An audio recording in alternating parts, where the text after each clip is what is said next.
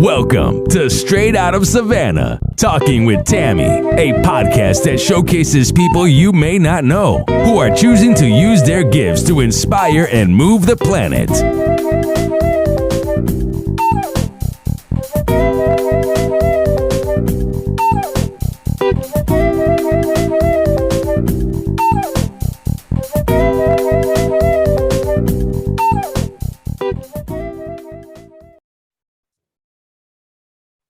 Thank you for joining us on Straight Out of Savannah, Talking with Tammi, with my guest, Marie-Laure Landais.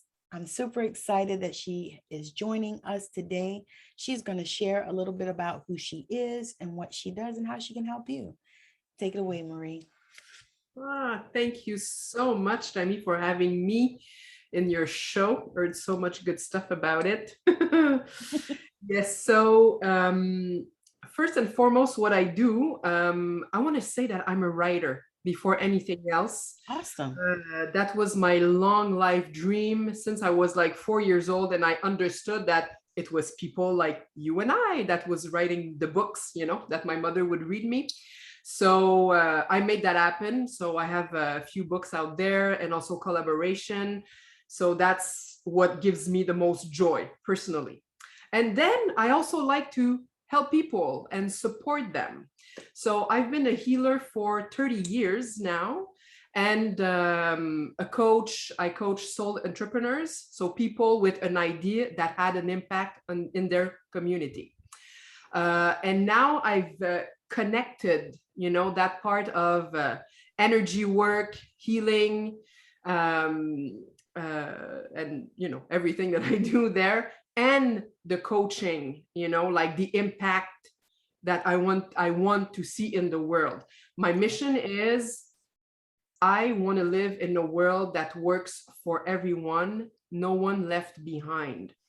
And of course, I cannot take on all the causes out there and give money to everyone and all that. But the way I help people is that I make sure that you find your inner alignment, like what really makes your heart sing, and you can self-actualize inside of that. So in other words, people say, find your purpose and make it happen.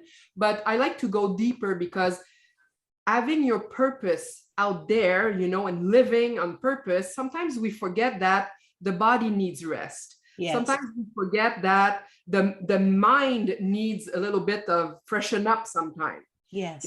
So for me, alignment is truly an alignment, body, mind, and heart.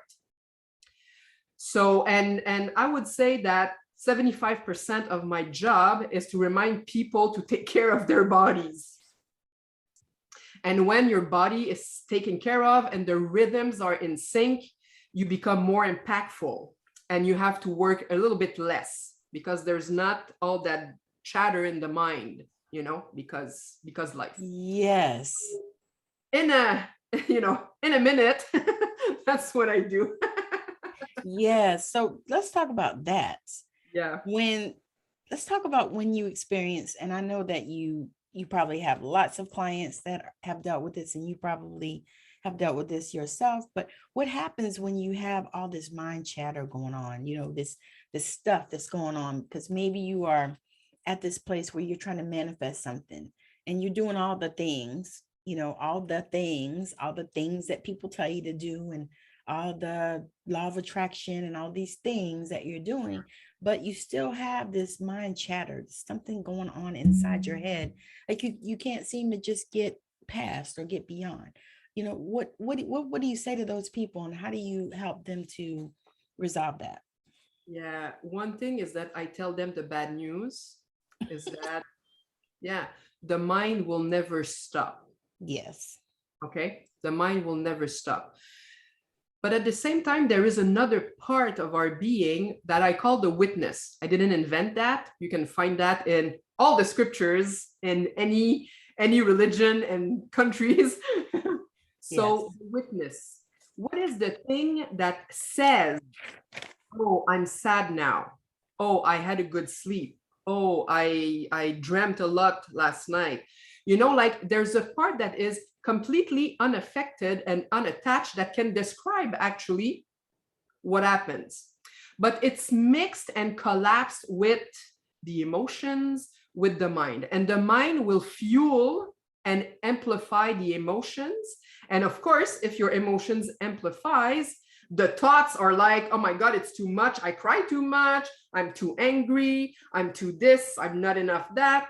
So they feed each other, like the emotions and the thoughts.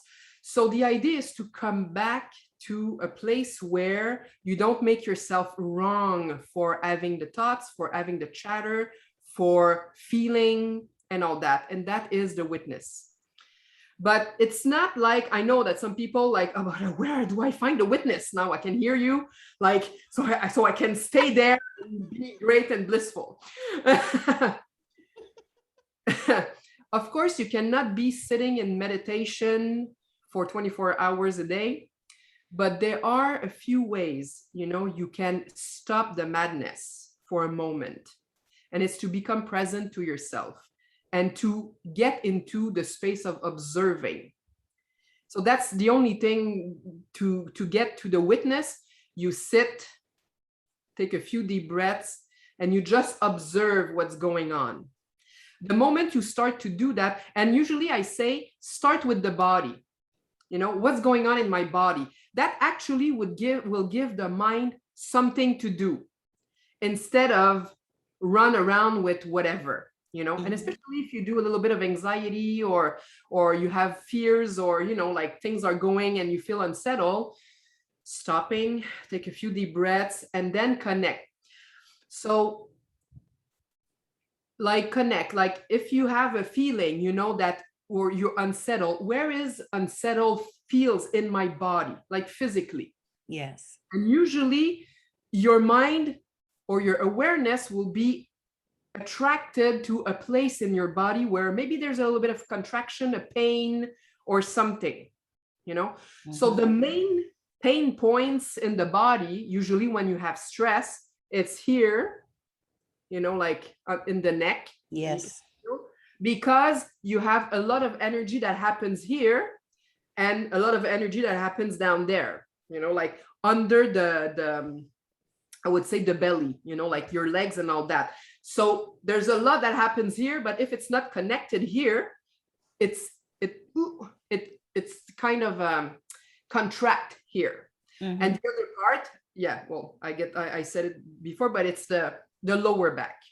And then, the body speaks a lot, the knees, all the articulations, those spaces usually like they absorb the stress.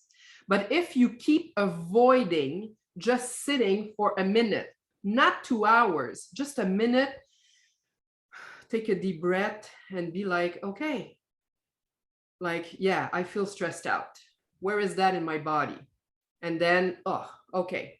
Then you give a little bit of attention there, not shaming yourself for feeling the stress, just observing, just being with. And it's the same thing with emotions. When you feel something, and we are very quick at dismissing our feelings. Yes. And we do that with children also, when they have some kind of feelings, like, oh, but that's just a movie, it's not real. Or we tell ourselves, oh, I'm so silly, that's nothing, and I'm crying all that water. Stop dismissing, okay? The tears will last a few minutes. That's your heart transmuting the feelings into love, into compassion, into energy that you need to be in your purpose, okay? You're a human being. You're a human being, perfect in all dimensions. The feelings are natural. The mind will never stop thinking. Give yourself a break, give the mind a break, sit with yourself and just acknowledge the perfection of it all. I know it's not easy. And I know that people like they fight me on this. Yeah, but I don't have like you 30 years of meditation and all that.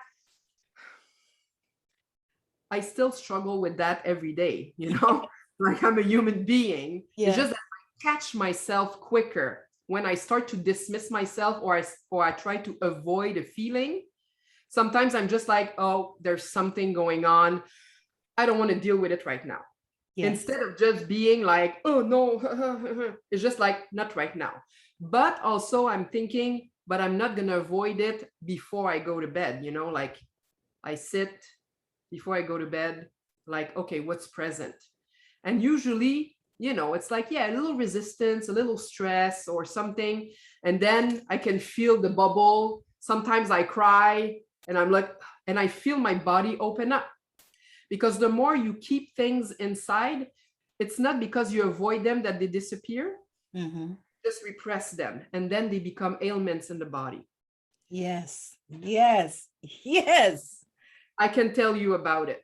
Yes. Tell us about it. Yeah, it's like, yeah, I was a super productive executive before everything, you know.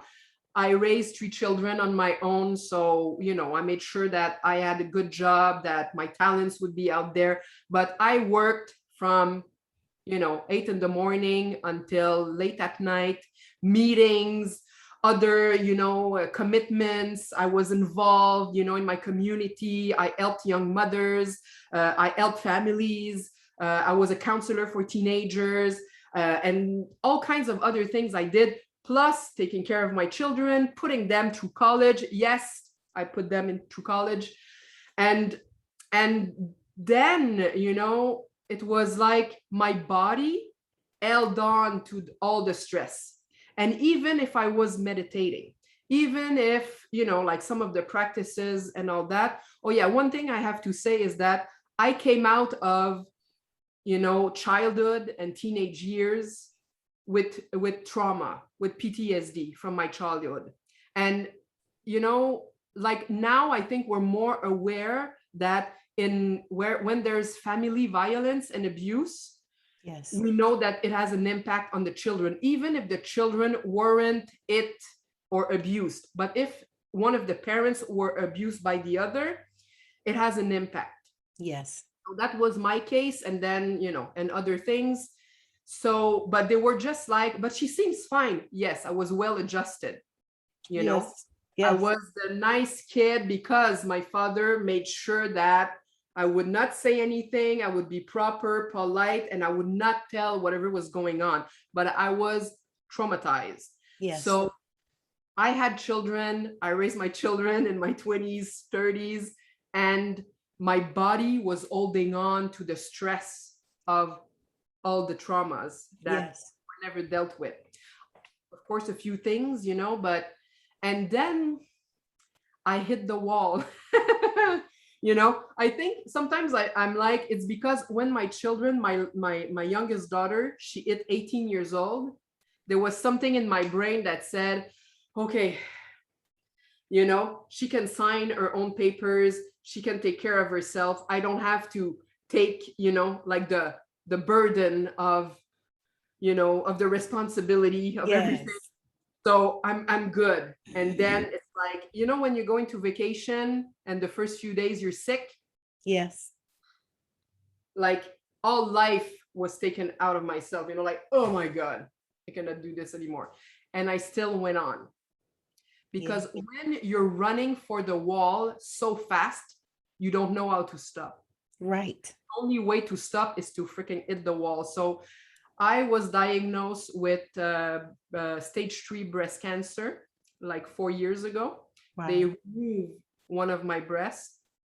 And it was at the moment, of course, you know, like cancer. Oh my God, cancer, you know, I'm going to die. And it's like, you know, and everybody's going like crazy and we have all the feelings. And I had all the feelings and all that. And at some point, when they removed it, I remember the day after the surgery, I was there and I was like, I don't feel it anymore. It's like I have released like the pain, the suffering, the traumas, the stress, and everything. Yes. I have released that completely. It's gone with the tumor that was actually my old breast, you know. And then I was like, but you know, in life, I'm not a pessimist. You know, yes, I make, you know, I laugh for silly things and I make fun of almost everything. So I made of the chemotherapy. Like, I think that people were like stop her. I was going for treatments and I was with one of my daughters and we would laugh all along. We would tell jokes and we would say stuff, and Yes. I had a moment or something and she would just make fun of me, and it was just so marvelous because I was like, you're not going to pump poison in my body. I'm going to pump something else at the same time. I'm going to channel a little bit of joy and vibrancy and Yes. stuff, like that's my part in the whole thing. Yes. Yeah. So I understand, and more than just understanding, when people come to see me and they're like, I don't know where I am, they feel that they're scattered all over the place, and they don't know how to bring all this back home, and feel whole and complete again. Yes. So I understand what it is to be all over the place, to give your energy everywhere, to have a little bit there, and then things fall apart. I have things crashing around me. Like when the cancer hit, it felt that my whole life, everything was held by a little thread, and it started to pop down. I had to clear relationships. And when I say clear relationship, I didn't say remove people. I had to tell people, right now, things are going to change. I'm not going to be doing this anymore. I'm not going to be pleasing anymore. Yes. It's like, priority is this. Do you want to stay or not? And I gave people a choice. Oh, that's good. Because the love didn't disappear because I discovered that I was surrounded by people vampirizing my energy. I allowed it. Yes. So I just created a new dynamic. And then I invited people into the new dynamic with me. Oh, that's, and of course, I like there's that. less people around me, but it's fine because I don't need to have my energy all over the place, And of course, at some point, I needed to be alone with myself and look at myself in the mirror and be like, whoa, that's not pretty, I had, a deep pit of self-hatred that was hidden underneath everything that finally got uncovered when I started to look. And people are like, no, but you were always so joyful and all that. And yes, and I was so well adjusted, and I have a lot of strategies not to feel anxiety, not to feel the stress, not to feel anything. And that comes from childhood, of course. But no, I'm not. I don't have any anxiety. I don't feel anything. That's what's supposed to be my cue, because we think that anxiety, we need to feel like something in our guts or something, Sometimes we don't feel because we numb it, disconnect. I was disconnected from the body, but I was so productive and so, amazing and everything I touched. But I was dying a little bit more inside every time I would say yes to someone else and support their projects and support their business and make them win. Now I'm making you win, but I also win. We are so similar, because this is the same place that I came to, because I said, people say that about me. Oh, you're always so happy and joyful and this and that. You just don't have any stress. You don't have any problems. And I'm looking at them like, you just don't know, or they say, you just, or people love to say this, well, you just ain't never been through nothing. And I'm like, yeah, I have. And I wrote a book about it. I'm like, yes. I'm like, I choose joy. Yes.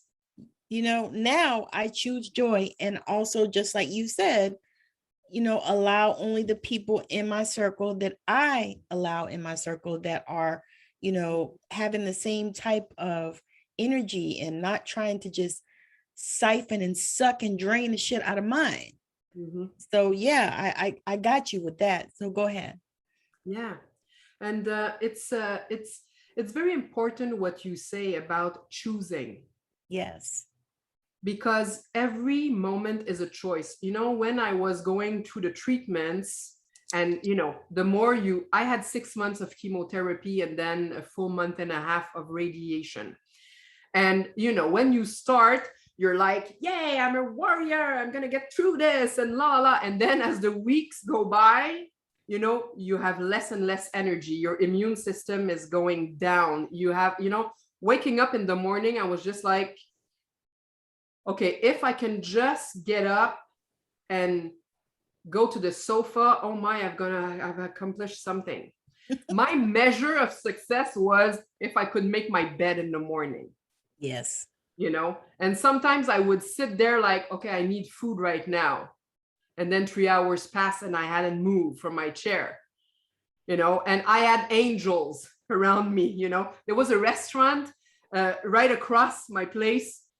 And sometimes the manager, he would text me, have you had food, you know, tonight? And then like, no, not yet. And he's like, come, we have something for you, you know? And I was like, oh my God, you know? And sometimes I would just arrive at the door, you know, at night, and he was like, yeah, come. And he would put something in front of me. And then when I can think again, he would say, okay, what do you want to eat now? But he would give me something to nibble just to bring a little bit of life.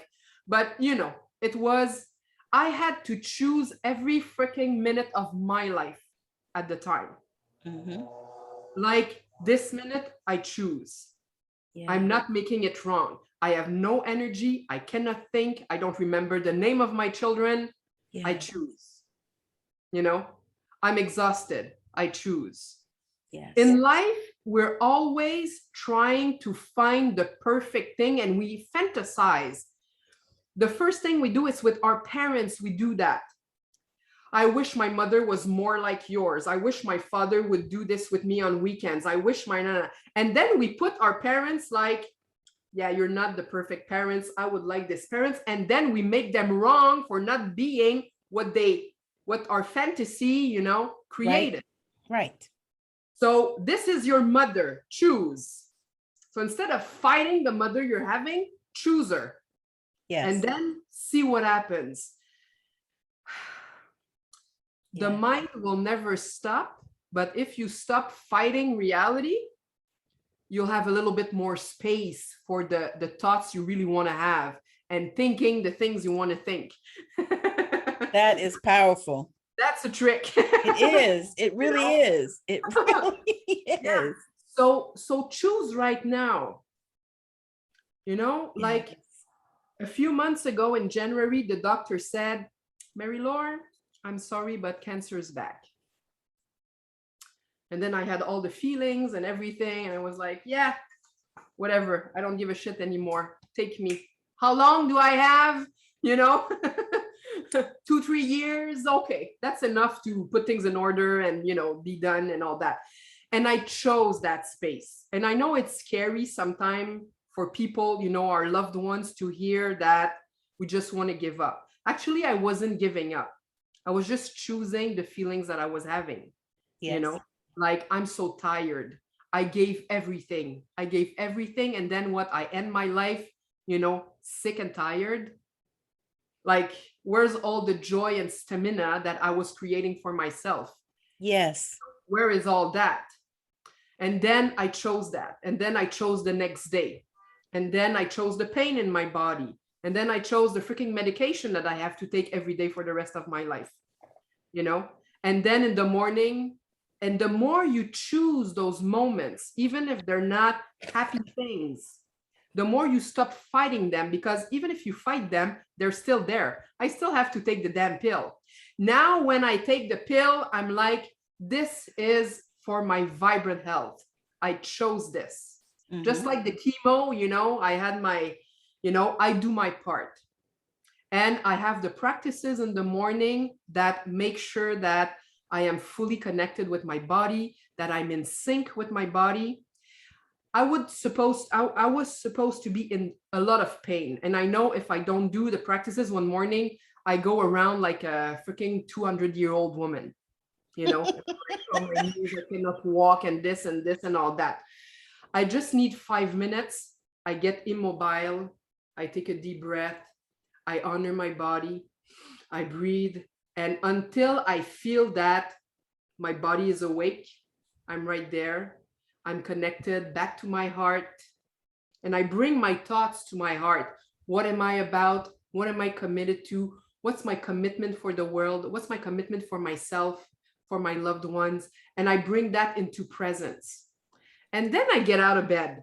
No pain, ready to go, you know, honoring the rhythm. Sometimes I can do a lot more things. Sometimes I'm a bit slower. I honor that.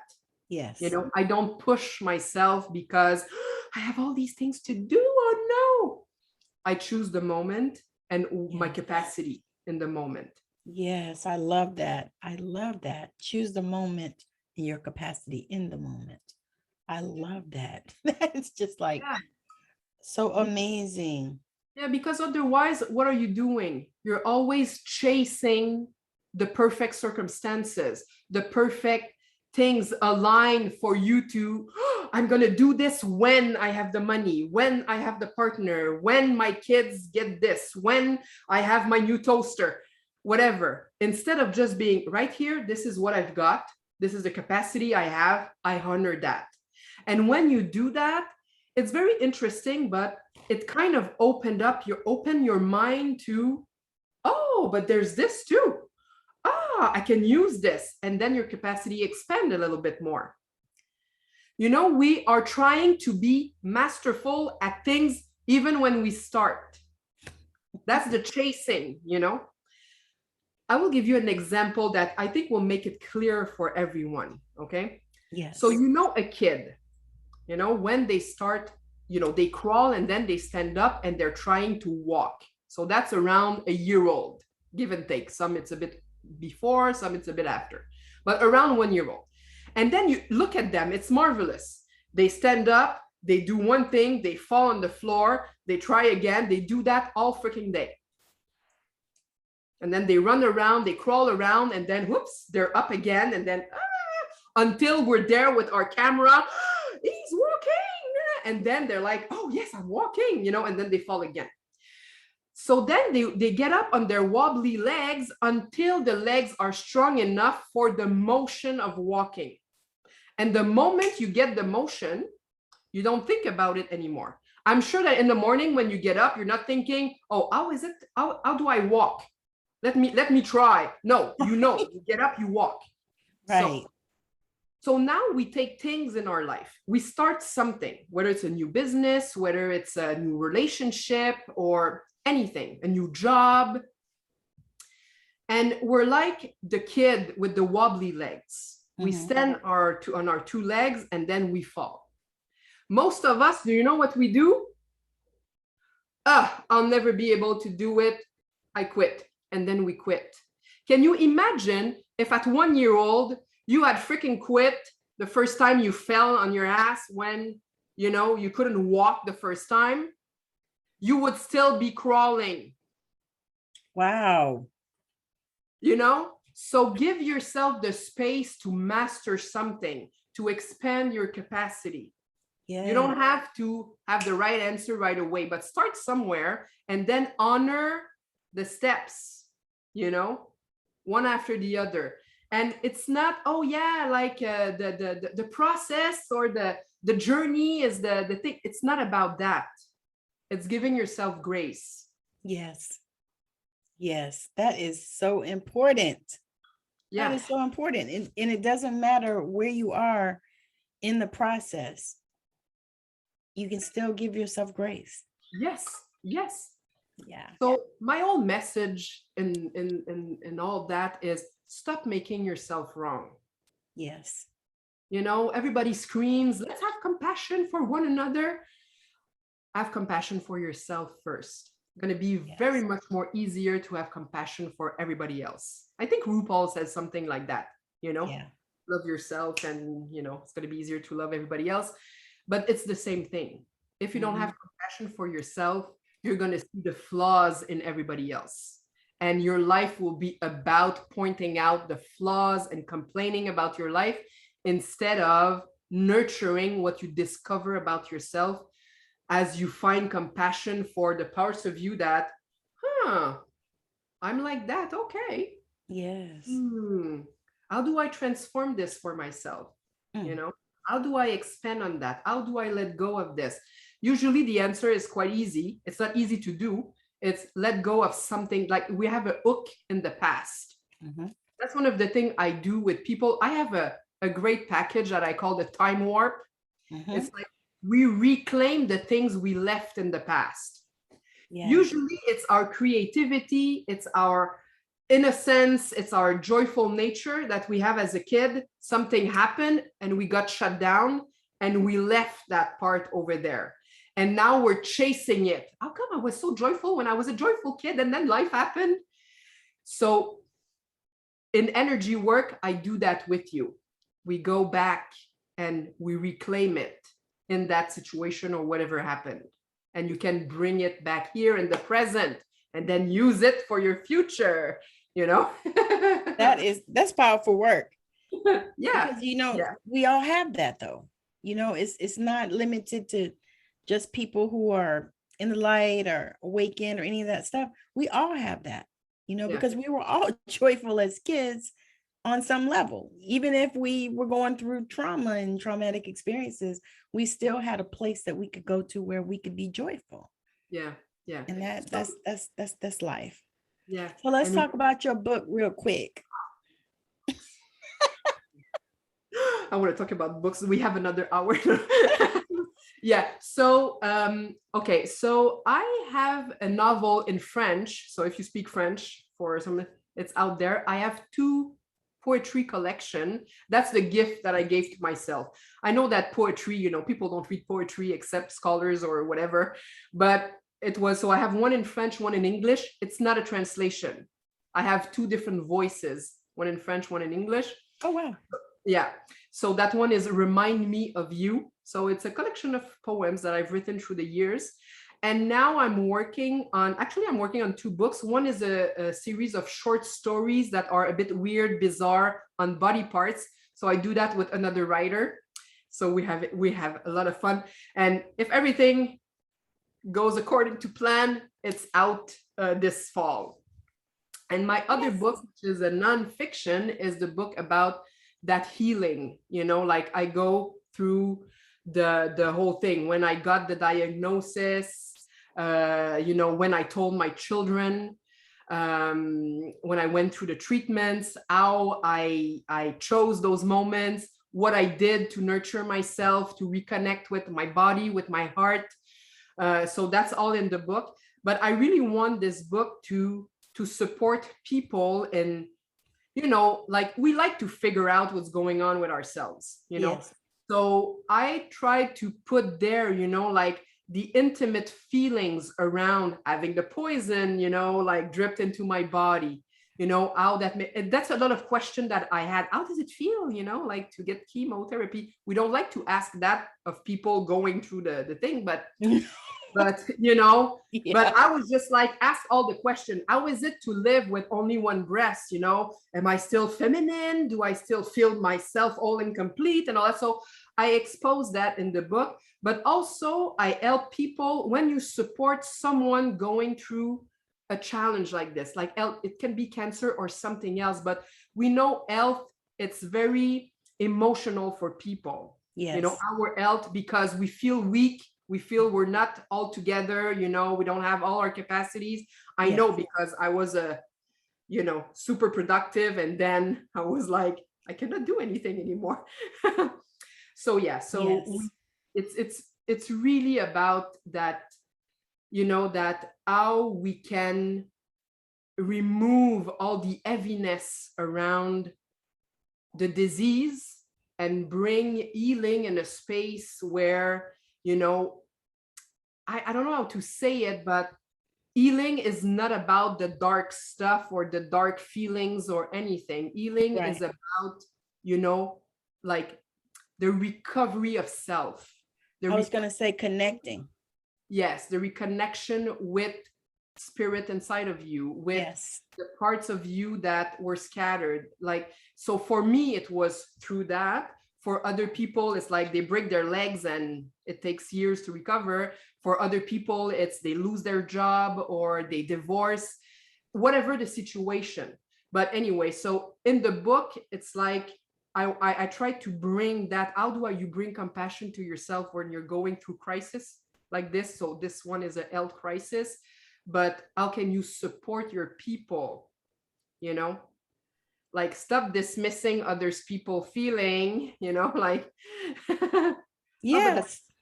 or because we're uncomfortable being with, so there's a lot in there. And I had a group of readers, while I was writing and putting it together, the book. And I made sure that I got the feedback around that, And then I have some people that were in those group of readers, before the book is out this year. And they're like, oh, one of my friends just got diagnosed with cancer. And now I know that, I can be firm and present instead of being uncomfortable, not knowing how can I help them, what do they need, but am I intruding, that kind of energy is just like, get away. But when someone comes firm, like, you're going through this, I'm there for you, what do you need? Instead of trying to project, like, you should eat green juice, you should eat this, you should take vitamin Yes. Why are you doing chemotherapy? Because the big pharma. And I was like, no, that's not what I need. I need the people to be there and love me right now. Yes. So, yeah. So it's all in the book. That is so exciting. What is the name of the book? So the last title right now that we're working with is Strip Naked. Okay. And probably a little tagline underneath, but nothing comes right now. So. Okay. Sounds good. I cannot wait. I'm super excited. And I know that our listeners are chomping at the bits, waiting for it as well. Because I know the type of people that are watching, it's like, they're ready to, experience that. Because one thing about when you read a book, if you write it well, you take the reader into your experience. And they actually are waiting to see what is happening next. And that is, to me, that's one of the most amazing things I love about writing. I'm also writing another book as well. So I'm like, as I do this, it's like, okay, how can I bring them into this world? Because that is why we read. Mm-hmm. I started reading as a child because I wanted to go places. Yes. And these books took me places, right? And I know you and I are very. Yes. So I know that was you as well. It's like they took you places, you went places. And then, if you were like me, I started doing some astral traveling as a child. And I started going to some of those places. And I didn't realize that's what I was doing, but that's what it was. My grandmother and I went to Paris, and we've never been in life. But we astral traveled together to Paris, and I thought it was so neat. I really haven't shared that. However, this has been an amazing, amazing, amazing time. I have enjoyed it so much. And I know that you that are listening or watching have enjoyed it as well. So let the people know where they can connect with you if they are looking to hire you as a soul alignment guide. Yes. They're ready, and they hear what you're saying, and they know that they need you, and they are connecting on that visceral level. Let them know how they can connect with you. Where are the best places to find you? Yes. Well, one of the best places is probably on Facebook. So my page, The Soul Listener. Yes, I listen to soul. I'm trained in listening. So if that's a thing, yes, it's a thing. So I'm trained in listening. So The Soul Listener on Facebook. So you can find me there, can send me a message, and we go from there. Some people, they find, with my name, you can find me on Facebook. Also, you can send me a message there. That's a good way find me. Probably there's a link, one of my links underneath this video. So click the links, you'll find them also. Yes. Yeah. But the soul listener, that's me. That's me. Yes, that's you.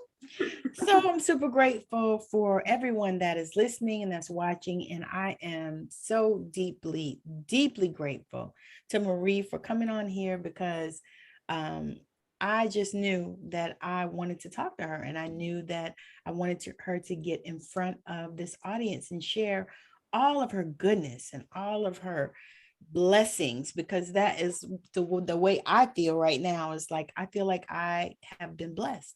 And I know that that is probably the way that you all feel as well.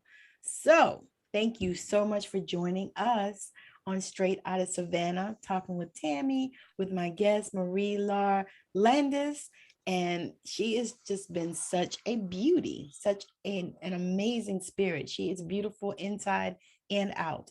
And so if you are ready to step into that, contact her and connect with her at the Soul Listener, because she definitely has that down, and she can actually help guide you through all kinds of transitions and places that you need to get to. So again, thank you for joining us on Straight Out of Savannah, talking with Tammi. Bye now. I know you've been blown away with the amazing value here today. Now go out and inspire the planet. And be sure to send us a message when you're ready to come talk about it on Straight Out of Savannah, talking with Tammi.